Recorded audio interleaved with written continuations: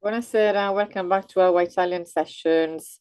I hope you're well, and thank you very much again for watching the video, subscribing, and sharing.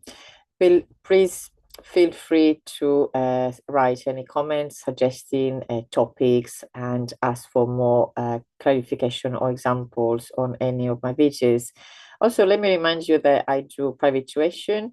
So if you get in touch, we can find a suitable time, arrange a suitable time to have a chat first, and possibly to arrange some lessons, one-to-one lessons online, or very small groups, maximum 3 people. Right, we have been talking about verbs. So today I wanted to add something on passato prossimo. I have a video on passato prossimo with the main rules, but I wanted to add a few more details to it. So let's share a document that I have prepared already with some examples. In fact, I have just used it with the students. So this is like recycling. So a little reminder about passato prossimo. It is obviously a tense that we use for the past, and it is possibly the tense that we use the most for the past.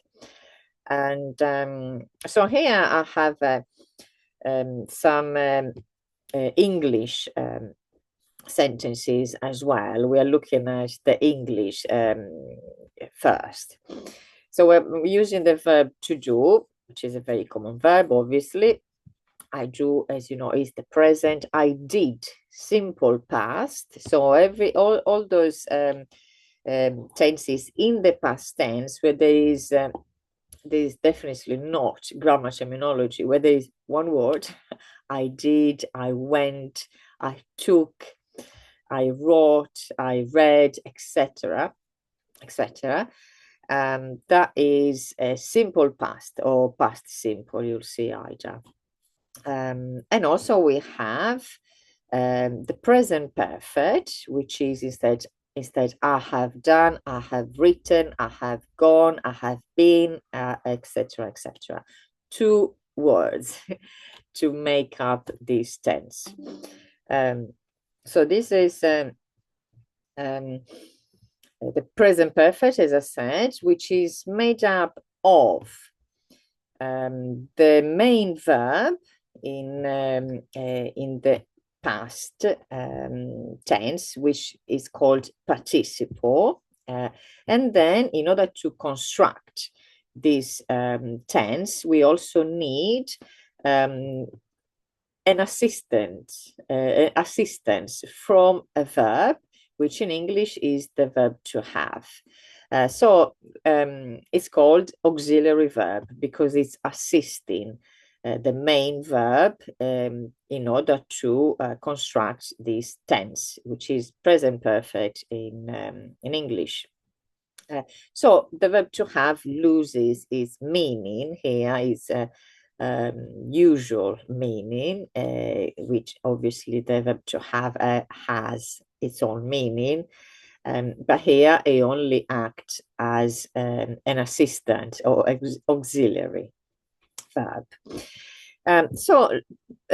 Starting from this structure, so as I said, 2 words as a reminder, not just one, which is what you have when you're using the simple past, but 2, the auxiliary verb and a main verb. So this is exactly the same structure of passato prossimo, always 2 words. One is the auxiliary verb, and as you know, is in Italian we use sometimes essere, sometimes avere, so to be or to have, and then the main verb in the participle form, let's say, tense. So I have some examples, a little revision on how we decide, it's not really a decision, but how do we work out if we need avere or essere? There are obviously some rules. As I said in the previous video, I only covered the main ones, or the two main groups of verbs that follow these rules, but then there are also some other groups that we're going to see now. So we have the example of the verb fare, to do, to make. In the past becomes ho fatto. I put the io in brackets. So if think about when you have a verb, you have to work out, do I need avere, do I need essere? Obviously, you can always go online and find out or ask somebody. However, if you want to work out if you need essere or avere, you can ask yourself some questions. You can ask if after the verb, if you ask, can you ask what or who? Can you have an answer? So can you do or make something, which is what? Yes, you can. Or who, for example, the verb to see. Can you ask the question what or who after the verb to see? I saw what, I saw who. If the answer is yes, again, so for both for fare and vedere, to do and to see, the two examples that I've mentioned, you need avere. So let me repeat it. You have a verb. Can you ask the question who or what after this verb? And can you have an answer? Of course. Does it make sense? If you can, if the answer is yes, I can ask the question what or who, and I do have an answer, then so if you have someone or something, that's another way of seeing it, then you use avere. So using the verb to see actually works a little bit better than to do, to make. I saw what? House. I saw who? My friend. So I saw what, and you have an answer. I saw who, and you have an answer. So what, the house, would be something, or who, the friend, would be someone. So whichever way you want to see it. If there is someone or something, if you can ask the question what or who, then you use avere. So this is the main rule that I mentioned in the previous video.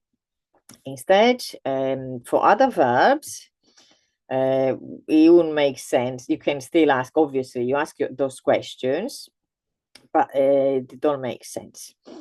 Another question that you ask, apart from what and who after verbs, is where. So 3 questions. Remember that what and who go together. If you have an answer for what or who, either, it doesn't matter, both or either, then you go for auxiliary avere. The third question, in fact, this third, but in this second example is where. So if after a verb you can ask where and you get a question, an answer that makes sense, then you need essere. However, let's be very, very careful with this. When you're asking the questions, what, who, where, you need to give the priority to what and who. Why? Because everything happens somewhere. For example, I saw who? My friend. I saw my friend somewhere. I saw, I did what? I did or made, I don't know, a cake, baked a cake. We make it actually. I made something. And obviously I made this something somewhere. Everything happens somewhere. However, remember the priority is what or who, not where. I'll give you an example so it makes sense. The verb to visit. The first, and really 100% of my students think that way. So obviously there is something in the English language that makes people think that way. You think, I visit somewhere. Yes, but you visit something that was somewhere, or you visited someone who was obviously somewhere. So before somewhere, with the verb to visit, you can answer the question what and who, which remember they go together. So if you can if you can answer the questions what or who before where, then you go for the first option. So you visited something, or you visited someone. And yes, they were somewhere.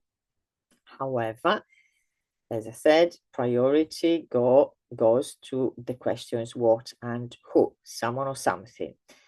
In fact, the verb visit, visitare, takes auxiliary to have, avere, ausiliare avere. Ho visitato una città, ho visitato i miei amici. And yes, the city was somewhere and my friends were somewhere. As we said, everything happens somewhere. Instead, if you have verbs like we have here, arrivare. Arrivare, can you say I arrived what? No, you cannot arrive what. I arrived who? No, you cannot arrive anyone. You cannot arrive something. You cannot arrive someone. You can arrive somewhere. So in this case, again, follow the order, what and who first, and second, if it doesn't work, if you cannot, if it doesn't make sense, if there is no answer to those two questions, then you go to somewhere. And yes, you can arrive somewhere. So in general, we can say that those verbs which answer to the question where, so we're talking about where there is a destination and a place, there is somewhere after the question, or after the verb, those verbs will take essere as auxiliary. So these are the rules. Obviously, there are some exceptions. I'm going to mention a few, and in fact, this video is mainly to fill the gaps, really, that things that with things that are being mentioned before. It's a lot of information. So some exceptions of different types of verbs. Some examples here: camminare, to walk; viaggiare, to travel. And you think, yeah, I'm going somewhere, I'm walking in order to get somewhere, I'm traveling in order to go somewhere. However, unfortunately, these are exceptions, and the verbs camminare and viaggiare take avere. Ho camminato, ho viaggiato. I wonder, I think there is another one, or not many. Other types of groups that take avere are some verbs that you think, but there is not what, there is not who, there is not where. Well, I guess it could be a where. And dormire, to sleep; lavorare, to work. So these verbs, like a few more, which, as I said, we can't really put them in any group, and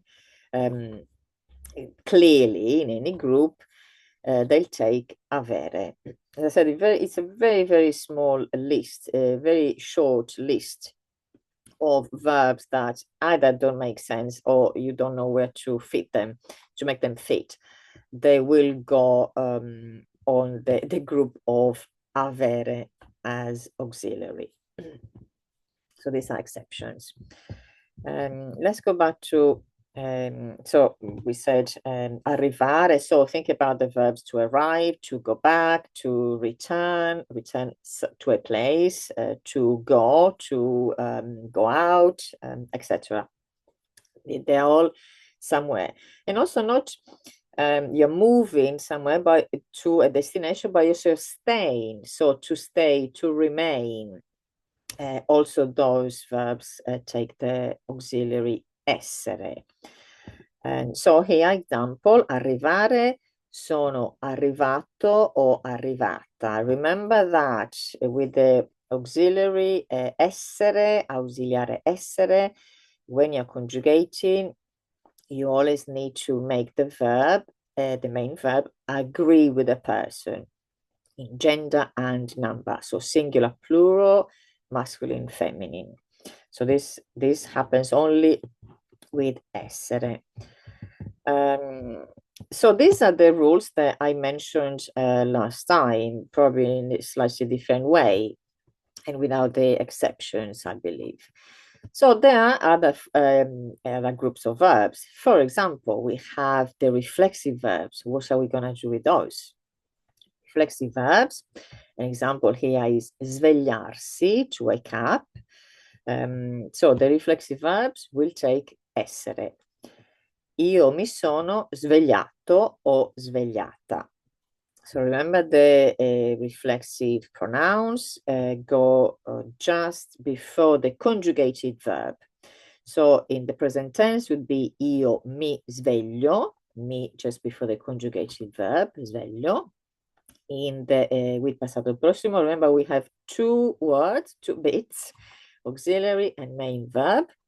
So the reflexive pronoun will go before the whole verb, which is the auxiliary and the main verb, the participle. So that's the second group that takes essere as auxiliary. Also, another group that takes essere as auxiliary verb are verbs that indicate physical changes.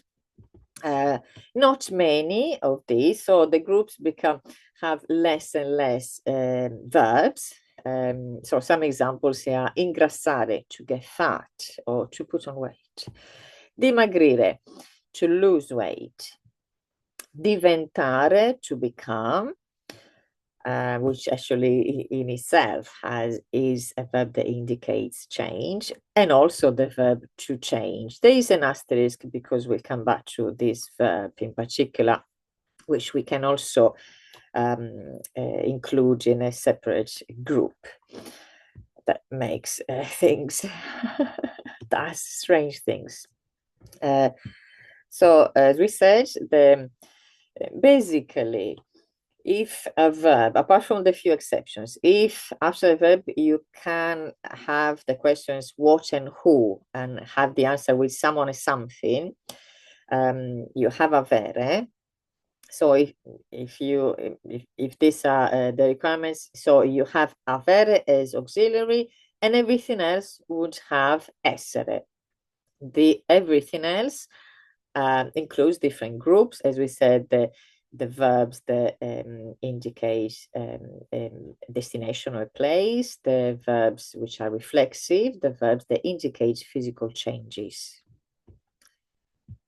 Now, so these are the rules for passato prossimo. As we are talking about passato prossimo, the auxiliary verbs, and we have mentioned the reflexive verbs, if you have I believe well, if you haven't, go and watch the video about reflexive verbs and then come back and watch the rest of this video. So in the video of the reflexive verbs, I said that some reflexive verbs can be both reflexive or not reflexive. In fact, many verbs we learn them as not reflexive and then suddenly, oh, look at that. What are you doing to me now? They can also be reflexive. So I've written a few examples. One is mettere, to put, or mettersi, to put on. Vestire, you can dress somebody, a child, for example. Vestirsi, to get dressed, you dress yourself. Lavare, very common example, very easy to use. Lavare, you can wash someone or something, or you can wash yourself. Preparare, you can prepare something or someone as well, or you can prepare yourself or get ready. So these are some very few number of very small number of verbs that can be either reflexive or not, and they keep the same meaning. Remember that some can change meaning as well. You have to be careful. So what do we do when we have these verbs in the passato prossimo? We do exactly what we've just said. Mettere. Facile, lavare, as we said, is the easy, the easy example, the easy verb to use and make examples with. I wash. What? Who? Can I have an answer? Someone or something? Yes, I can wash the car. I can wash the children, the dog, which is who. So if I can have someone or something after the questions what and who, we're going to use avere. Io ho lavato la macchina. I washed the car. Not reflexive, so just an ordinary verb, which is what we've done so far. If instead is reflexive, you want to say I washed myself. So the present tense would be io mi lavo. Passato prossimo, we said reflexive verbs take essere.